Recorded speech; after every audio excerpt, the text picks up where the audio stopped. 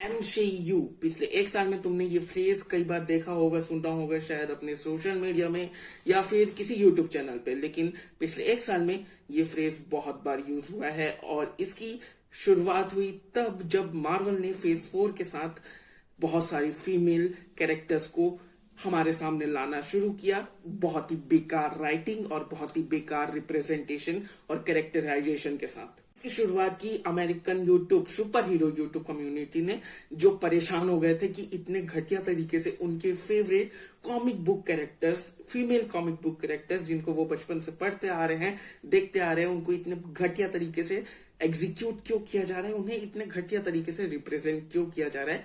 इस चिंता में देखो, ये बात तो किसी से छुपी हुई नहीं है कि 2017 में वंडर वुमन जो मूवी आई थी, डीसी ने निकाली थी, उसके सक्सेस के कारण मार्वल को मजबूरी में कैप्टन मार्वल के ऊपर काम करना पड़ा था, उसके कैरेक्टर को सामने रखना पड़ा था। और उसमें भी उन्होंने इतने घटिया तरीके से उसका कैरेक्टर लिखा, इतने घटिया तरीके से उस मूवी की कहानी लिखी, कैप्टन मार्वल मूवी, जो मैं चाहता भी नहीं कि इतनी फेमस कैरेक्टर और इतनी कमाल की कैरेक्टर जो कॉमिक्स बुक में है, उसको इतने घटिया तरीके से एग्जीक्यूट किया गया एमसीयू में। कैप्टन मार्वल रिलीज हो चुकी है, फेज 4 अब चालू हो चुका है। एक एक करके हमें female centric super hero movies Marvel की तरफ से देखने को मिल रही है और उनमें से कोई भी अच्छी नहीं है। और सीरीज भी देखने को मिली, वो भी बहुत घटिया। कई लोग इसको काउंटर करने के लिए सवाल पूछते हैं कि जब सारे मेल सुपर हीरोज के ऊपर मूवीज बन रही थी तो तुम इसे MCU क्यों नहीं कह रहे थे। तो मैं उसके लिए कहना चाहूंगा कि कोई भी मूवी ये कैप्टन मार्वल के पहले बुरी बनती थी, मार्वल में चूतिया नहीं बनती थी।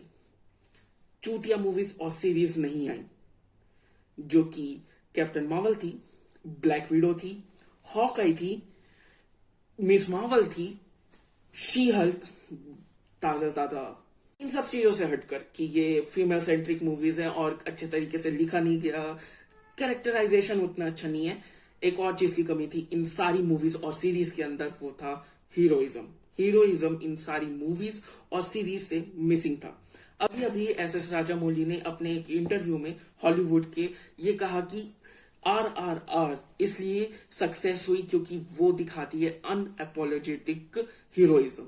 और मैं बिल्कुल एग्री करता हूं इस चीज से। किसी भी सुपर हीरो मूवी से क्या एक्सपेक्ट करते हो कि हीरो आएगा, सबको बचाएगा, अपना सेक्रीफाइस भी करने को तैयार होगा, लेकिन लोगों को बचाएगा, दुनिया को बचाएगा। और उनमें से कोई भी चीज इन सारी जो भी फीमेल सेंट्रिक मार्वल मूवीज है, उनमें से हमें किसी में भी देखने को नहीं मिली। हीरोइज्म एक सुपर हीरो मूवी या सीरीज में या उसके कैरेक्टर में बहुत ज्यादा जरूरी होता है, चाहे वो एक न्यू भी हो या बिल्कुल नया नया सुपर हीरो बना हो या बिल्कुल एकदम एक्सपीरियंस्ड हो और रिटायर हो चुका हो। सब में एक ही चीज कॉमन होती है, वो है कि लोगों को बचाना चाहते हैं। और इनमें से किसी भी चीज में ये नहीं था।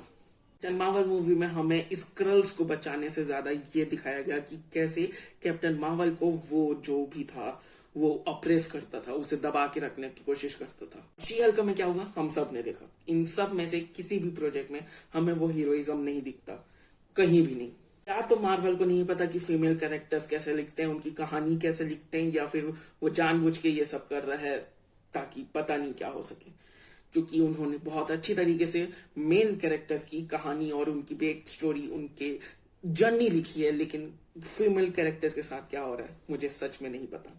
वो आउंस ऑफ हीरोइज्म बहुत ज्यादा जरूरी होता है हर एक सुपर हीरो मूवी में और उस कैरेक्टर में, जो कि मुझे कहीं नहीं दिख रहा।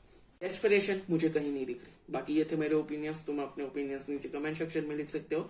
और इसी के साथ मिलते हैं अगले वीडियो में। तब तक के लिए बाय और सब्सक्राइब करो, क्योंकि सब्सक्राइब करना बहुत जरूरी है। Okay bye.